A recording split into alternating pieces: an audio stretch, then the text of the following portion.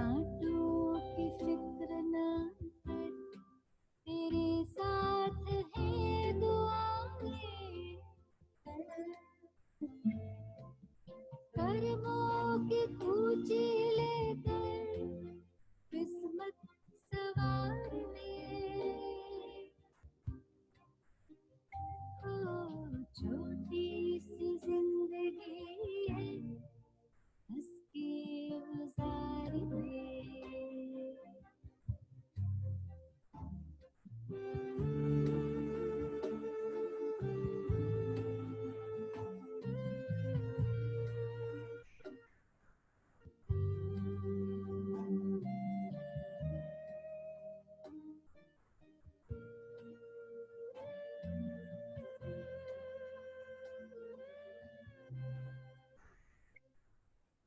पग जब भी डगमगाए, उसने ही हाथ थामा,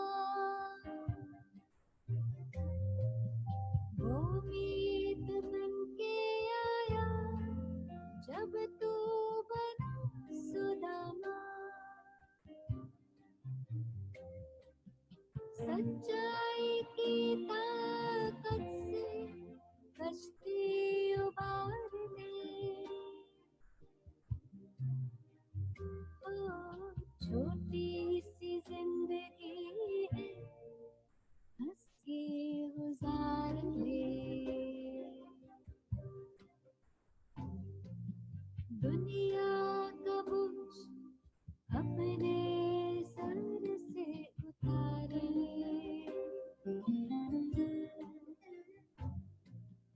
समर्थ को सौंप सब तू उसका प्यार ले।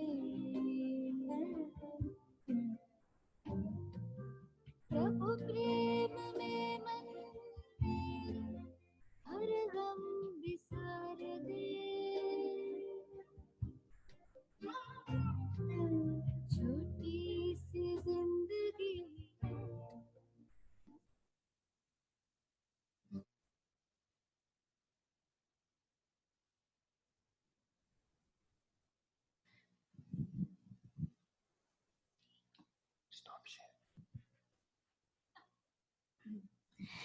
Om Shanti. Om Shanti. This is Gayatri. Yes. Are you able to see me? I'm able to see you, but Okay. I'm at Peace Village, Okay. and there's a lot of cutting of trees outside. Okay. And I'm afraid that if I put the video on, we lose the audio quality. Oh, okay. So I'm not sure what you want. If Okay, I that's can't put... fine. Okay, great. Yeah, that's fine.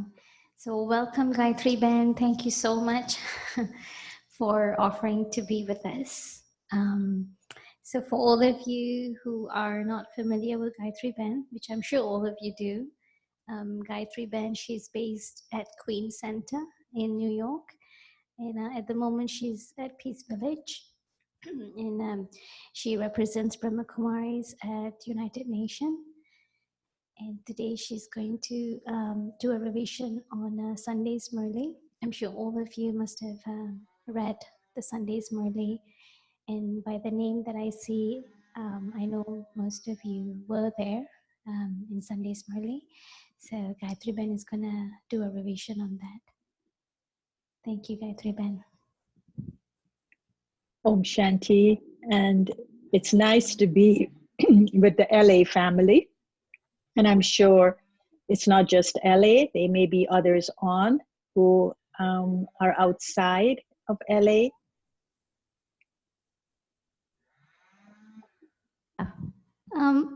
All the students are spread out.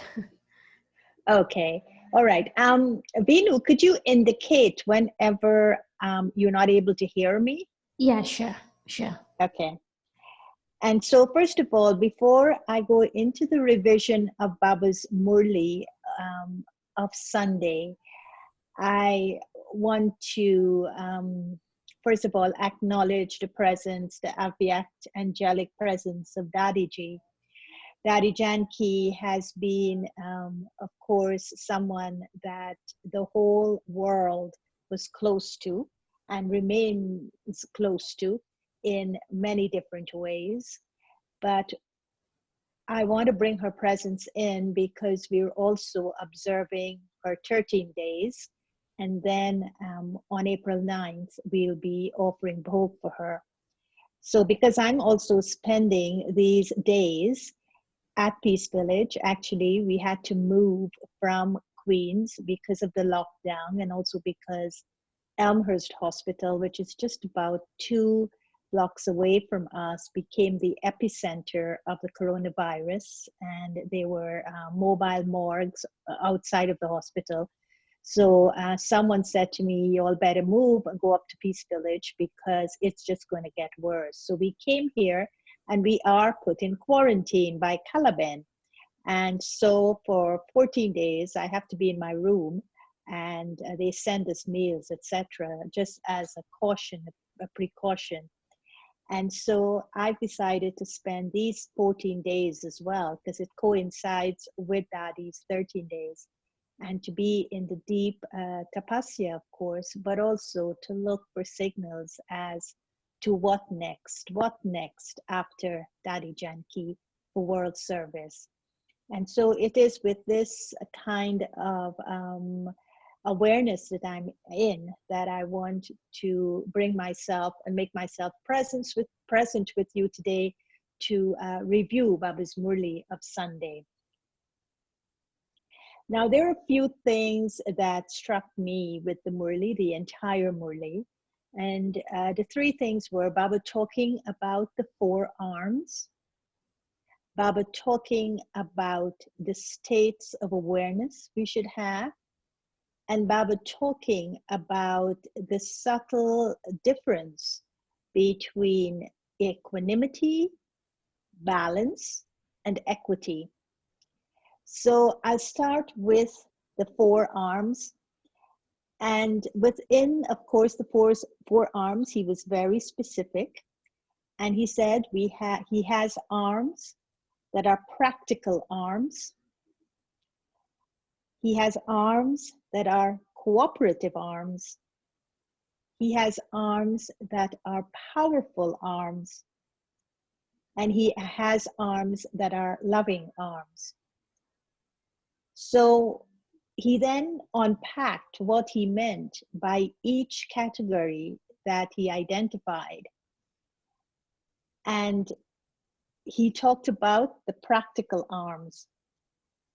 And it was very interesting how he described the practical arms, because you would think he would be saying everything practical, everything that is put into practice.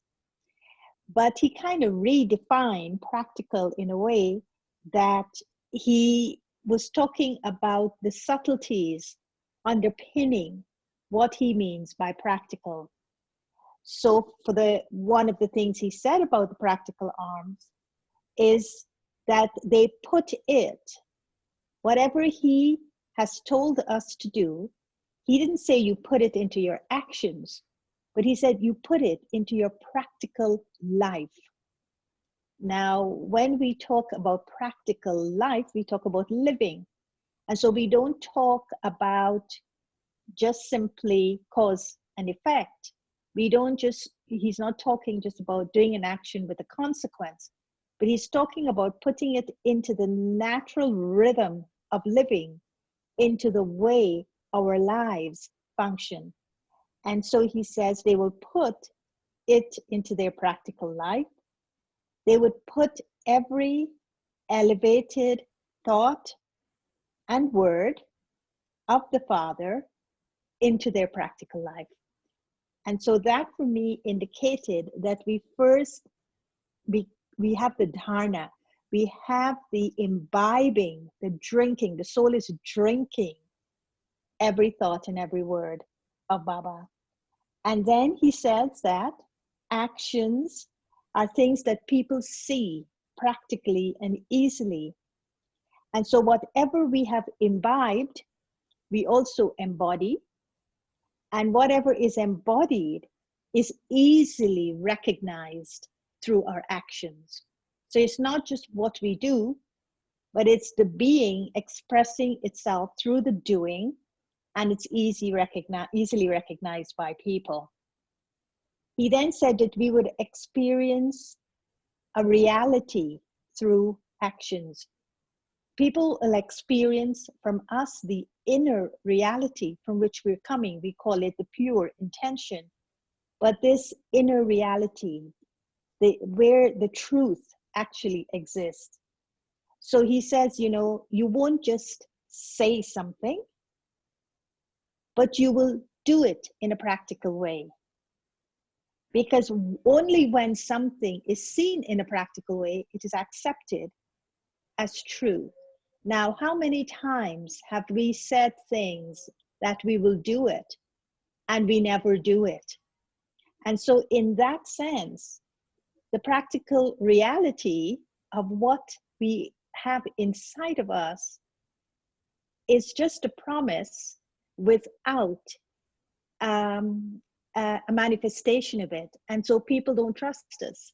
If what we're saying to them isn't what we're doing, then people see that as a lack of integrity. So Baba was saying that we just don't say something, but these practical arms would demonstrate it and people would accept it as true.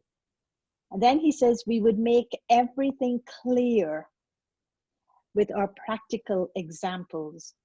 And these practical examples aren't examples in the world that we will look for and quote to other people, but the practical examples would be, are we in total alignment with the version, with that Srimat, with the understanding of Baba's Gyan?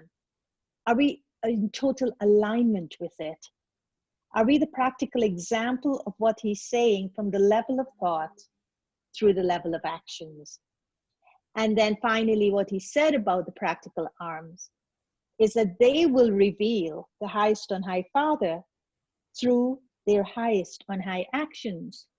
And if you notice, what he described as the highest on high actions was drishti and our features, our face. So Baba defined drishti as a highest on high action, as an elevated action, because people getting the drishti from us will be able to have that realization of themselves as a soul and of God, their Supreme Father, the Supreme Soul. And then, of course, no matter what is going on, our faces will maintain a pleasantness, which he calls as happiness. There will be happiness that we will radiate so that people can have some element of hope. And then he talked about the second category of arms he talked about was of the cooperative arms. And then, of course, the word for cooperation in Hindi is sahyog. So cooperation is always based in something that I have love for, like I have love for humanity. So I will cooperate to make this world a better place. I have love for the environment and for the earth. So this is why I will do things to change my behavior and my habits and support the efforts that are being made in relation to climate change. So I do things, I cooperate because I have a deeper love for it. So these cooperative arms, Baba was saying that we should check to see if we have become cooperative.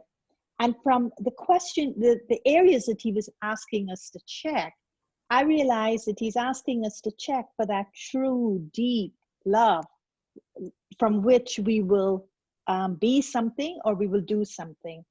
So he was saying, like, do I cooperate with the Father's task at every moment?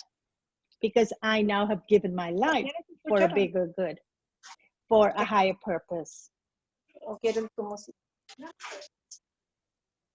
Do I always cooperate with the three areas that is most important when it comes to service?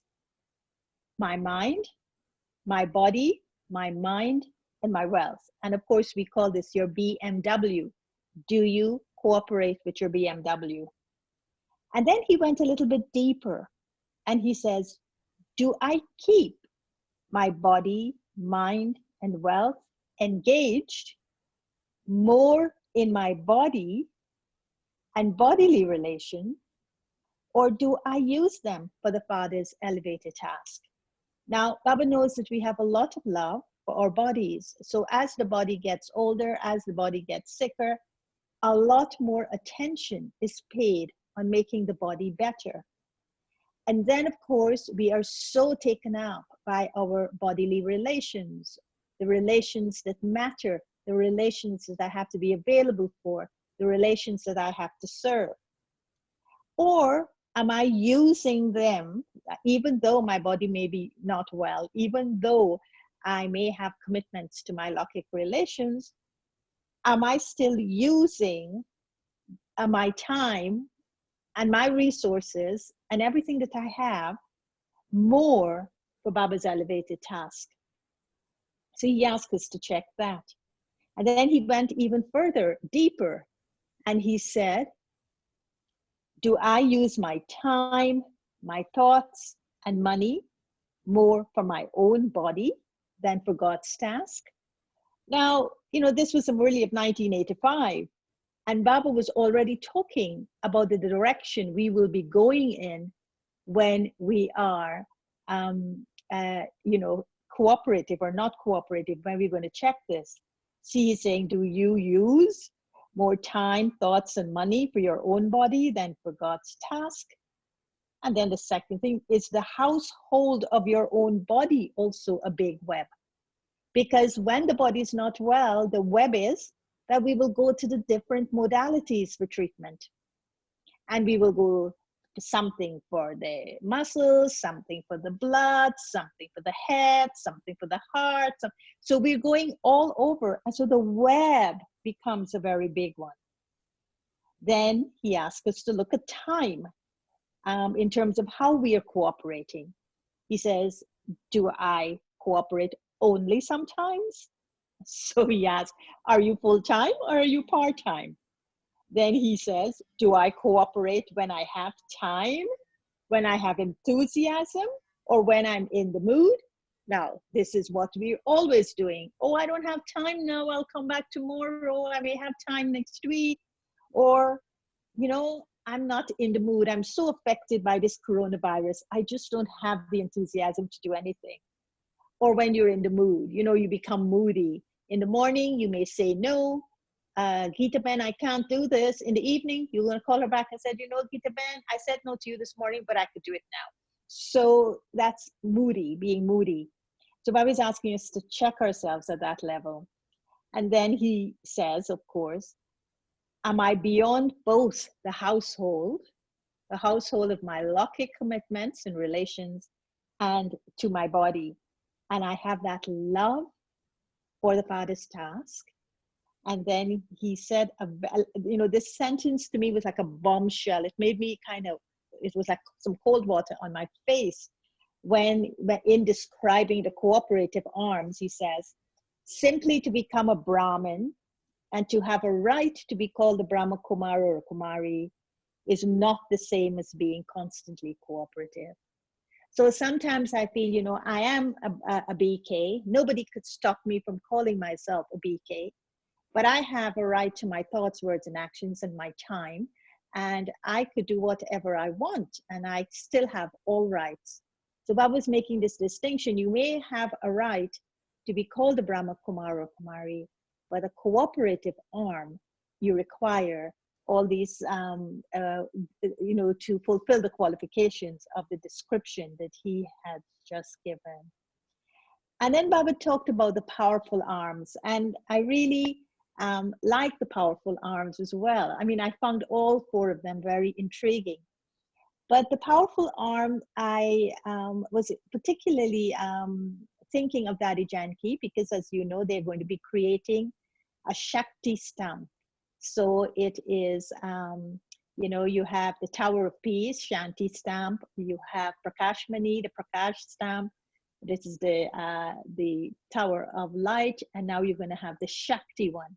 And that will be Shakti, the powers. Daddy Janki was a tiny body, but her soul was mightier than a million elephants.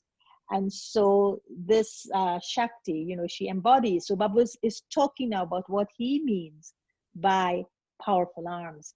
And he says that arms, physical arms, he described it as a bahubal. It's the physical, it's like Samson, it's like the power in the arms, the limbs of the body.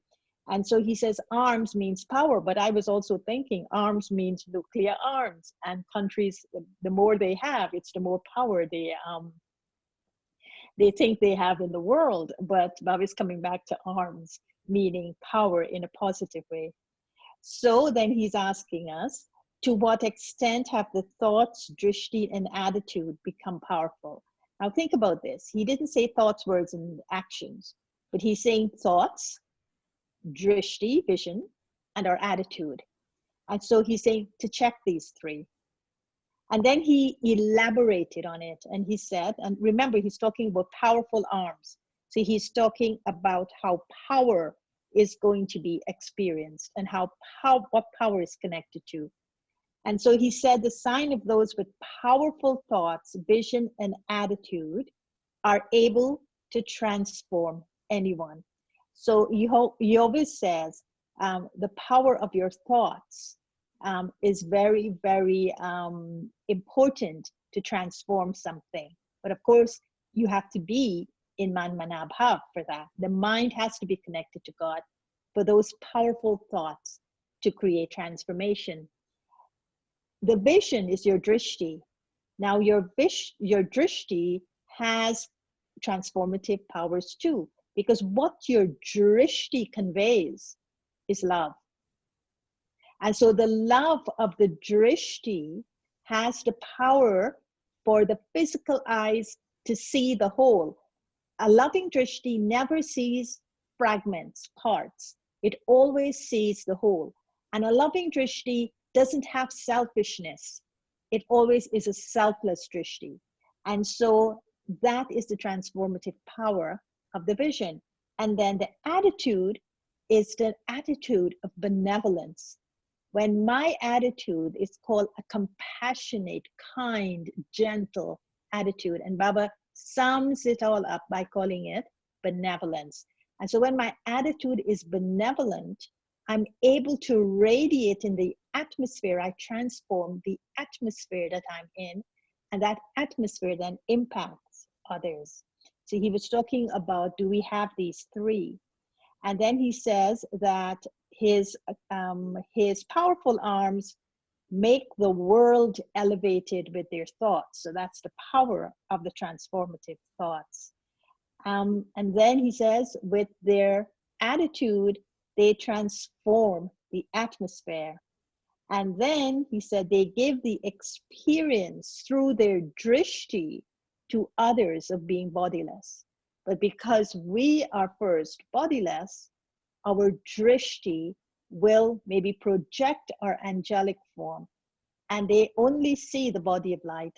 And so therefore they experience that light in their body as well, and they become bodiless.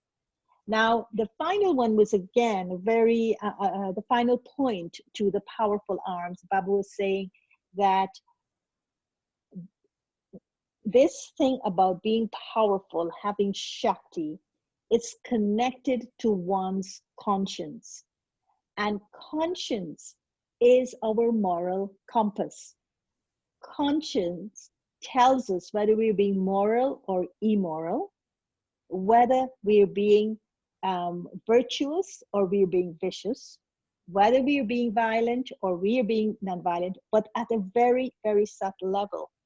In today's Murli, you may remember that Shiv Baba said to Brahma Baba, this one cannot go anywhere. This one has to stay in Madhuban.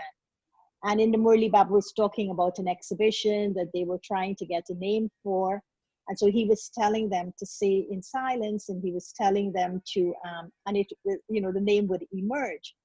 But then for him, he said that even if they were to invite him to this, to inaugurate this exhibition, the fact that Shiv Baba told him to stay and not go anywhere, he couldn't say yes to them because his conscience would bite him.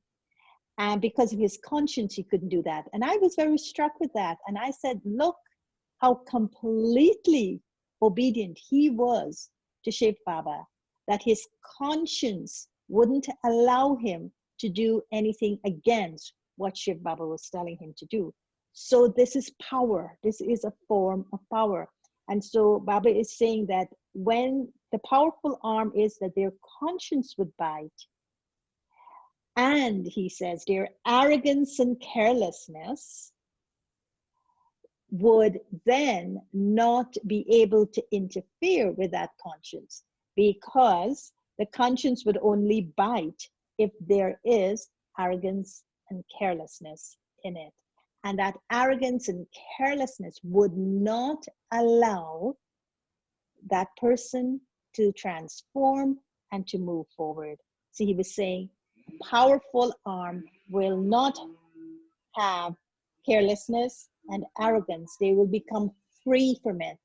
And that led me to believe that our power gets suppressed or submerged because it kills the conscience, because the arrogance and laziness kills the conscience, consequently submerging our Shakti or our power and stops us from being a powerful arm. And then finally, in the category of arms, Baba was talking about the loving arm. And he was saying, you know, this was so beautiful. He was saying, the arms are a sign of love. So you think about arms and hands, you know, and he was describing it in such a beautiful way. Our arms hug, our hands say namaste, our arms gesticulate in ways that people love, you know, what we're saying and stuff like that.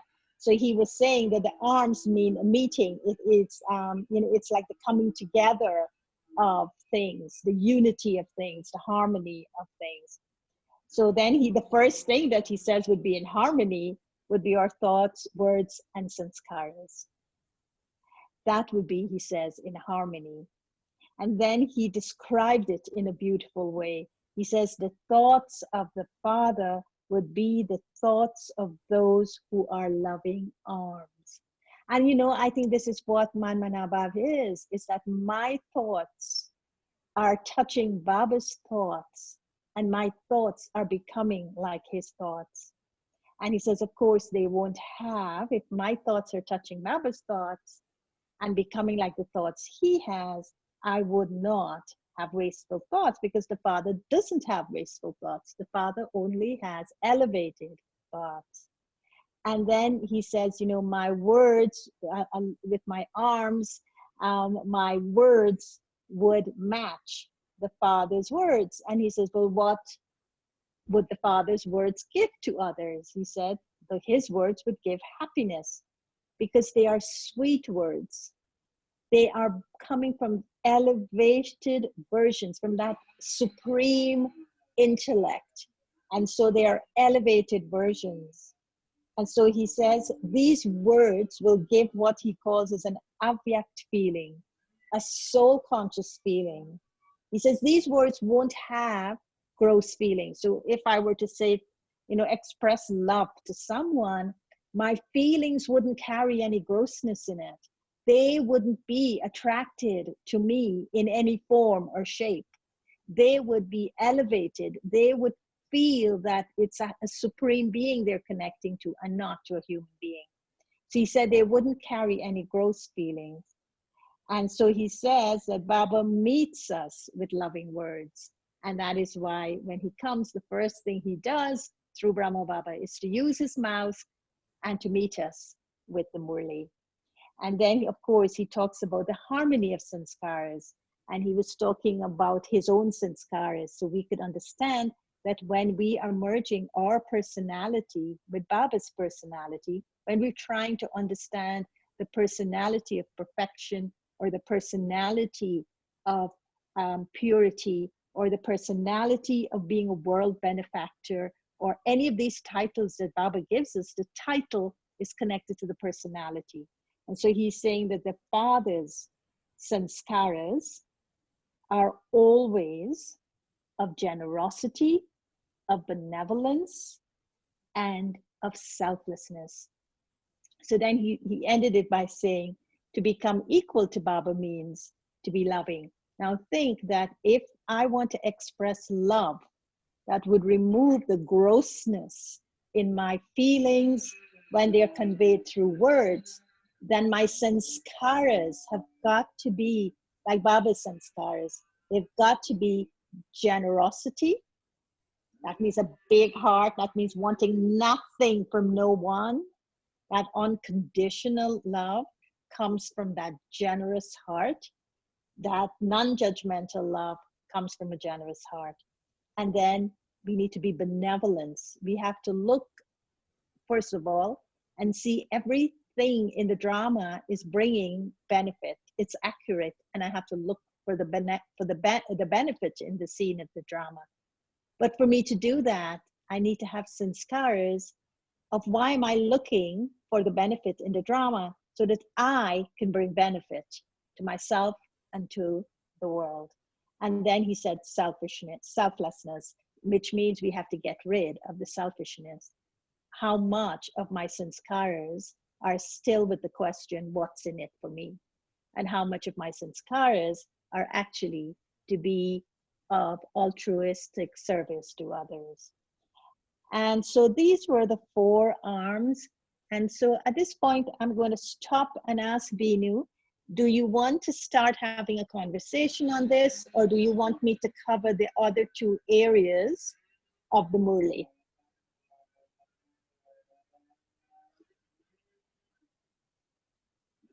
Binu? Yes, Ben, I'm here.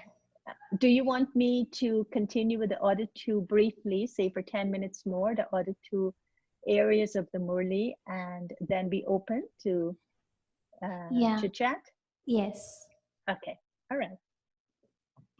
So the other thing that Baba talked about that I found very fascinating, because I am doing what is called my traffic control meditation, I'm concentrating on the awareness that I'm in. And so Baba had given us the 5 forms. And so the 5 forms, actually, you have to be in an awareness of those forms. But then on Sunday, he gave me 3 more that I could also practice, which I like very much, because he is describing when you have an awareness, what happens in the awareness, or how the awareness works itself out. And so the first one he gave to us was the Swadershan Chakradhari. And he says that this Swadershan is a discus of self-realization. And Baba has given it to us so that when we are thinking, for instance, you can spin the 5 forms, and that would be called Swadershan Chakradhari, because you're spinning what happened, what you went through in the whole cycle. And so he says by doing that, what happens, the outcome is that you finish the spinning of Maya. Now, Maya is considered to be illusions. Now, when we're spinning something about ourselves, we are returning to what's original and eternal, and we're removing the illusions. And then he says we become victorious. And then, to support the powerful arm that he talked about, was that when you're in this awareness, you remain constantly powerful. It means we can access Shakti from Baba.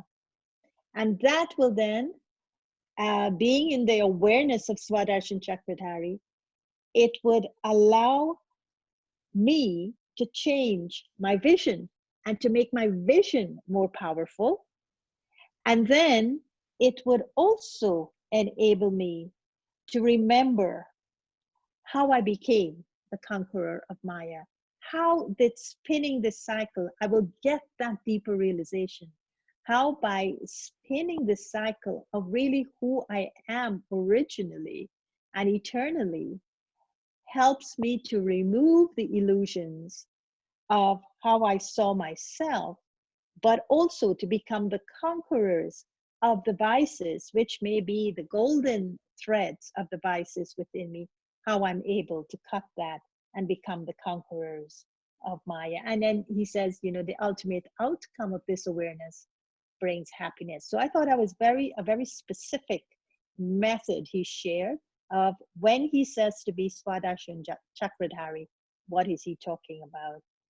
And then the other awareness he said that I should have, I am a pure soul. Now I think he was talking to people living in household when he was addressing them with this awareness that they should have. And so he says that what we need to do is to make ourselves constantly pure with the power of purity and then inspire others to be pure. Now, what does that mean? It sounds okay, it's a beautiful principle, but what does it mean? And so he was saying that what I have to do this within living at home with my family. And to do this, he was saying, requires me to be courageous. But what he said, that when you're in the awareness that I am a pure soul, it gives you an inner maturity. It removes the childlike behavior we may have. It would remove the uncertainty I may have. So it makes me matured. So the awareness of I am being a pure soul, making me mature, what does that feel like? What would it make me? Is it will make me wise? Of course. Is it that it would make me more detached? Of course. Is it would make me closer to Baba and an instrument to make a difference? Of course. All of that is maturity. But that maturity will only come about when I have this awareness that I am a pure soul. And then Baba is saying, even that requires you to have courage. But then ultimately, it is this purity that will show others that they can make the impossible into the possible. And then the final awareness that he talked about was that I must be a world benefactor. And then he connects it, world benefactor, as being an instrument for service, and to move forward with this awareness that this life at the confluence age is that I must be an instrument to serve.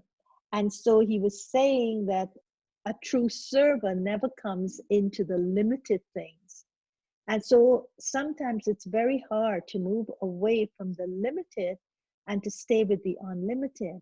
But he says, this will only come about. You will only see benefit if you're in the awareness of being the benefactor. And so he says, we must follow the Father in this way. And just as how when Baba, when we go in front of Avyakt Bapdada or we go in front of Baba's picture, and we look into his eyes, it is as if he takes us into an unlimited realm. And then that unlimited realm makes me see myself the way he is seeing me. And the benefit with which he sees me, I can only call him a world benefactor because he doesn't see me with faults.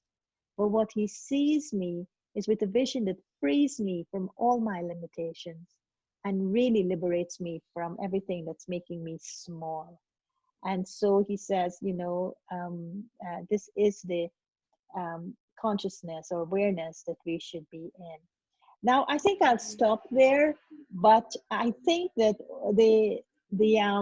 I'll just, before I stop, let me take 5 minutes to do this because I think it's important as part of the Murli, especially for setting a stage in today's world as we're dealing with things like lockdown, we're dealing with things like social distancing, we're dealing with things like self-quarantine, we're dealing with things like, 6 feet apart from people, even when you are within areas that you could be with people and all of that. So, what is the consciousness the stage then? What is the inner stage that I need to have that would help me do this? And I think that these 3 words are very important. and that is equanimity, balance, and equality. And so, Baba has described this stage of equanimity as the stage that would lead us to the ultimate perfection that he talks about. And so he was saying that one of the things in order to create a stage of equanimity is that I do have to go beyond praise and defamation. And I also have to go beyond the sorrow and happiness. And so, and I also, to go beyond these things and to create an equanimity, and to go beyond means I'm not affected by either or. It's like Baba, he says, I'm a bhokta. I am not, someone that would be influenced by anything, no matter what is going on. I am there. I am in that stage of equanimity. So he wants us to be this. But the equanimity is the understanding that when I am so conscious, maybe, and I am seeing myself in with a certain awareness, like a world benefactor, I know that I will automatically be in this stage of equanimity. Because how will I know? If someone praises me for the benefit I give to them, I'm not going to be moved. I'm going to remain who I am. There wouldn't be that kind of movement, that subtle movement toward, I did something good. And the appreciation comes back to me from what they say, that feeling of being seen, that feeling, no, it won't have any impact on me. It would be like something falling off the duck's back. Or if someone says to me something that I don't like, am I going to, again, that movement of my soul, going to ask the question, well, why do you think this? That was not my intention. How can you say this? No, none of that. But the equanimity is there all the time. And then, Baba gave this example that even if you are in a situation of sorrow, even if there is that going on, he says on your face and forehead, they would just see happiness and they would just see joy. Because in your efforts, you're not going to deny that it's happening, but your effort is going to take you on higher ground, even if that is happening, and say, I must maintain my self-respect. I must maintain this equanimity that will give me my self-respect. And I mustn't shake. I must create that joy and happiness from this higher ground. And he was calling that as equanimity.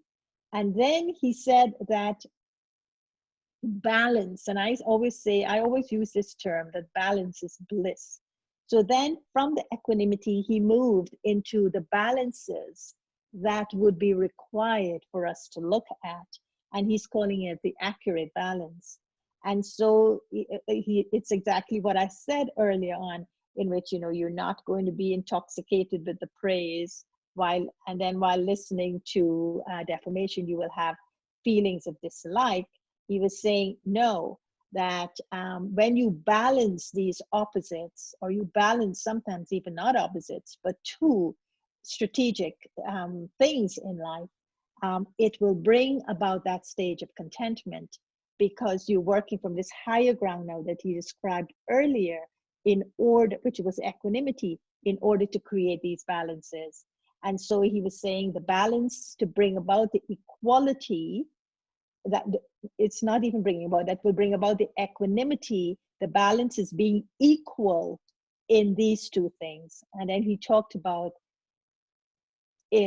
loving and detached, praise and defamation, love and power, being in solitude and being entertaining, maturity and seriousness, of course, to bring about harmony.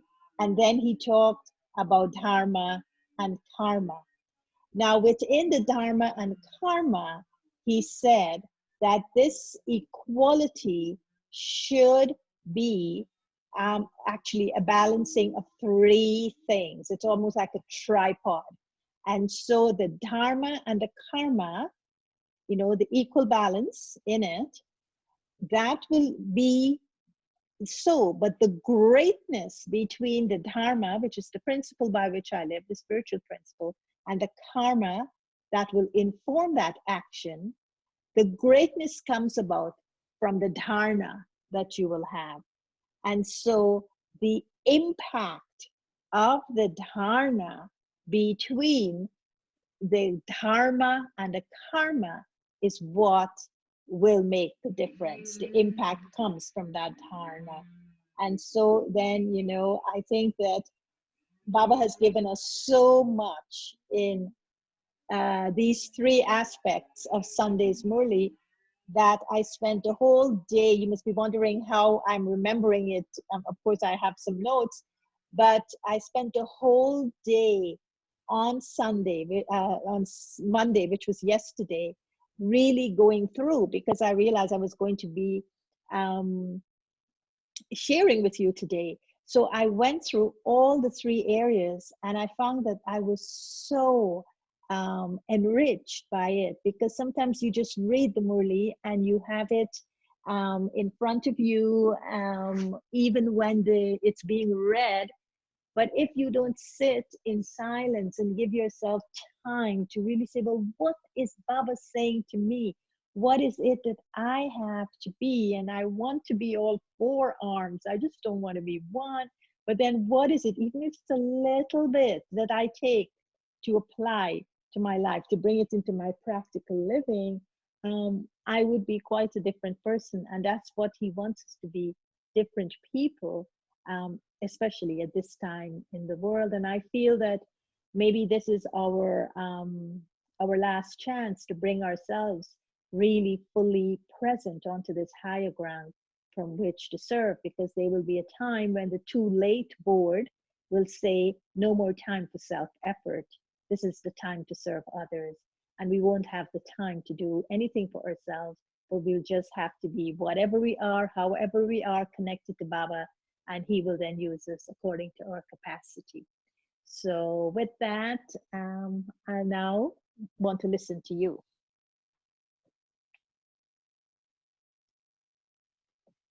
So anyone have any questions? You can ask.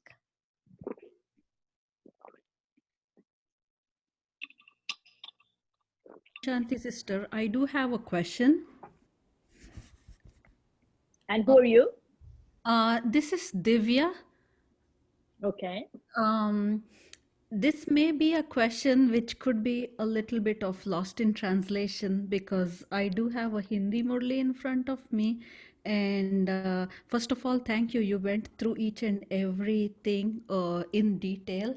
But this could be like, in the second paragraph, Baba says, Shreshta Karmadari right hand hai. He asks us 3 or 4 questions. In that, he has mentioned Shreshta Karmadhari right hand hai. He asks us that. I did not understand whether by Karmadari, whether he meant all these things what you reiterated on, or does it mean something else? I'm a little confused on that. If you can clarify that for me, please. Okay, well, in the Murli, you see, Baba would um, would first of all say something to us that he knows will serve to engage our listening to him going into the depths.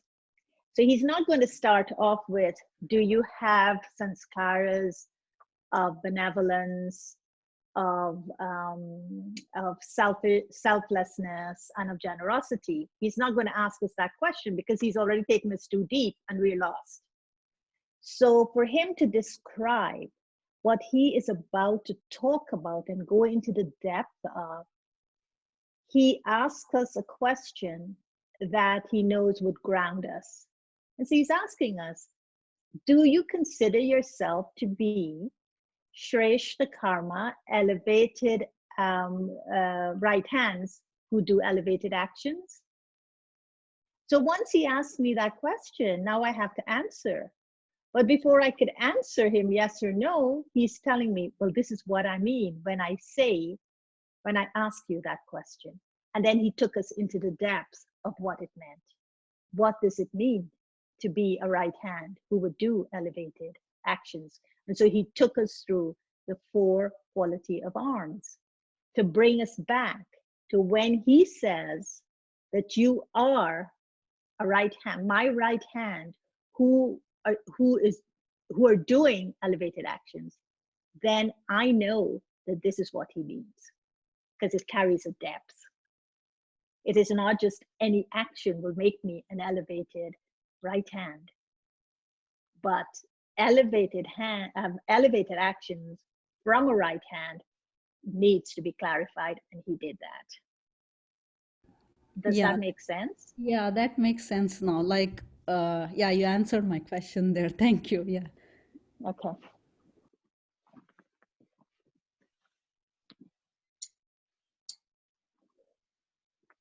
Anyone else? This is Santiago, Santi. Om Shanti. Om Shanti, Om Is Shanti. Navilla, Santiago Yeah, Navilla? that's Oh, right. hi. Yeah. So I was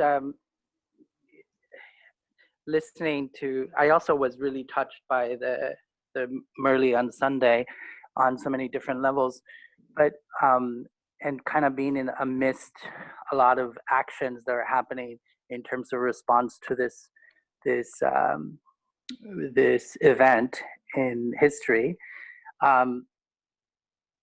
and having to face actually some people who actually passed, including Dadi, which was incredible actually. And it was just a wonderful reminder of how much trust in this particular time we need to have in the drama, and the love and trust in the drama, and the love in Shiv Baba, and the knowledge has to be so deep. The heart has to awaken to such deep love and trust that we naturally arrive to our own state by really meditating and connecting to the knowledge on such deep levels. And I think just taking whatever position we're presently in, and then discovering from that, from the way he described it, how much more work we need to do, and how much more love we have to awaken in order to connect to the knowledge in such a way that it becomes natural, and that it becomes noticeable in the face, and that it becomes part of every breath that we take, because there is no difference then at that point, in terms of what you said, you know, the actions that I'm taking. It's not just an action in that sense, it's actually just my way of being. I think that that's really a powerful way, because he's taking such amazing patience and time to really help us by describing these different aspects. He's taking such deep thought and love in just helping us just go into the details of how to become. And I really appreciated the way you described it and the way you shared, because it just it reminded me of the fact that very few people were able to accompany the community in terms of saying goodbye to Dadi in her last moment. But it was actually really important, because it was an incredible example of detachment, even from that beautiful soul who is such an incredible example. And I think that you touched on it, how detached are we at the moment? And it's a call for us to become even more aware of how detached are we from our relationships, from our bodies. And so, yeah, I think that, and the thing that keeps coming into my mind in terms of this whole modality of processing these events is easy. You know, just keeping things in our minds so easy, and in view through the through the kaleidoscope of looking through the looking glass of knowledge. And that is driven by the deepest love that we can share with Shiv Baba and the gratitude that we can have in terms of the guidance we're receiving at the moment in order to become those world benefactors that we are meant to be if we trust the drama and the knowledge and Shiv Baba. So I just wanted to add that. Thank you for. Thank you.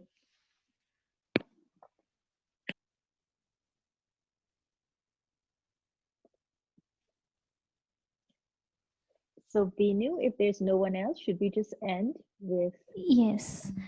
Do you want to do a Binu? commentary? Yes, and I will take the commentary that I'm doing today. I'll take the words from one of Daddy Janki's classes. Okay. And she was talking about the compassionate heart. Okay. So let's sit together or wherever you are and see ourselves as beacons of light connected to Baba. And we have hearts.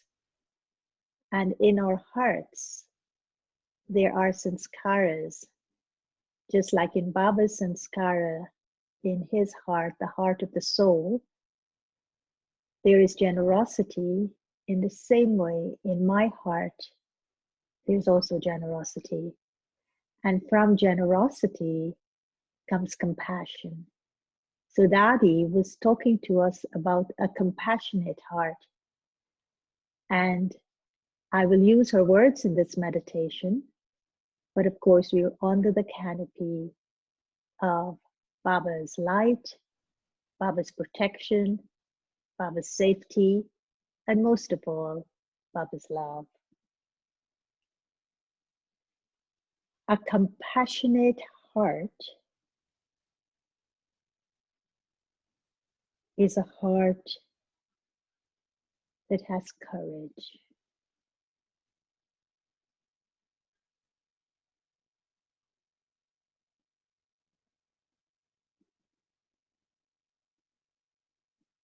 It gives courage to others.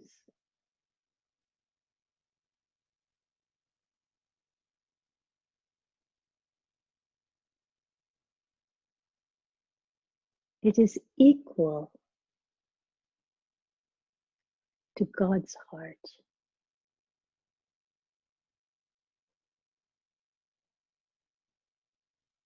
Unlimited,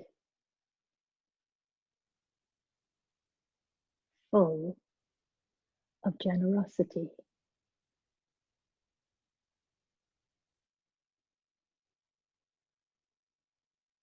It never judges. It never criticizes.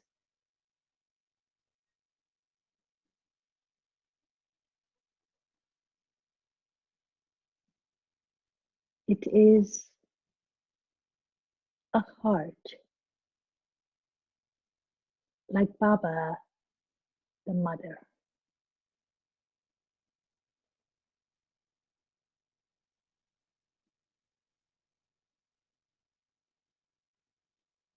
A heart that is ever giving.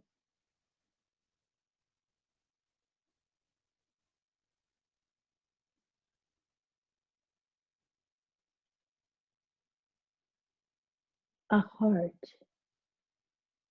full of pure feelings.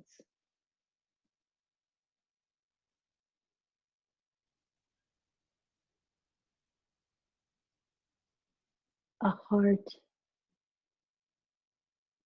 that listens to the hearts of others.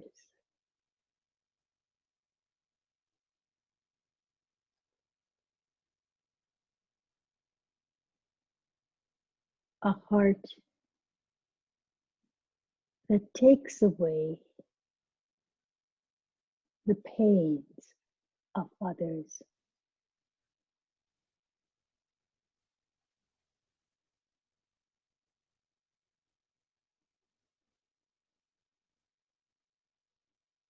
a heart that helps to heal the hearts of others.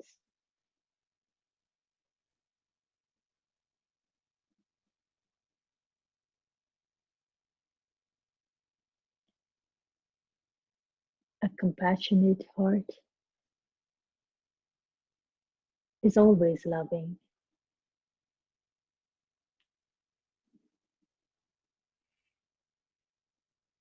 is always detached,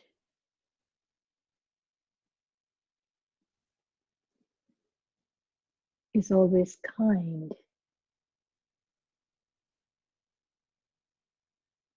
is always considerate.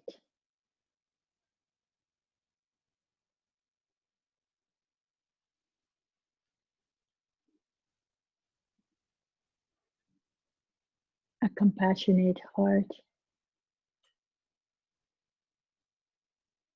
is always loyal.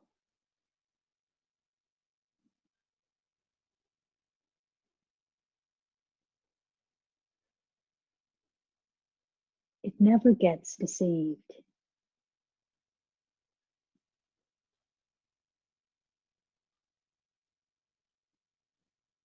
A compassionate heart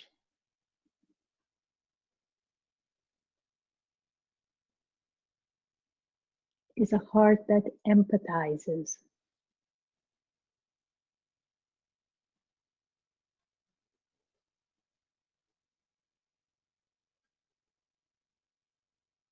It can feel the feelings of others.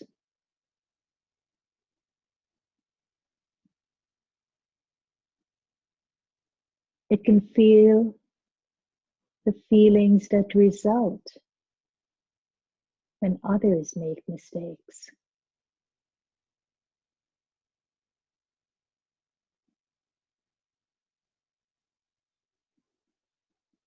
And a compassionate heart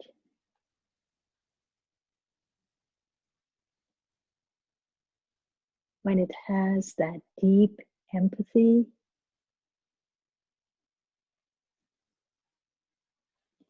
it will consider the mistakes of others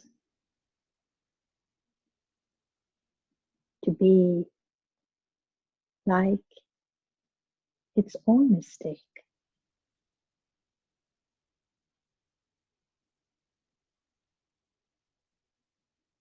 A compassionate heart has humility.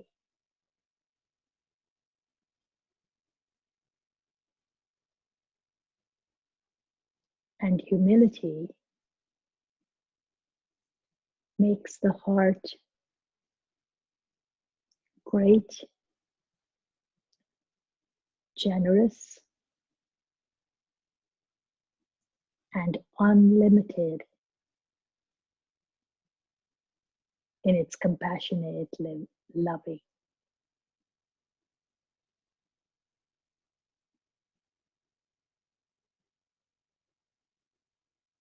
Om Shanti.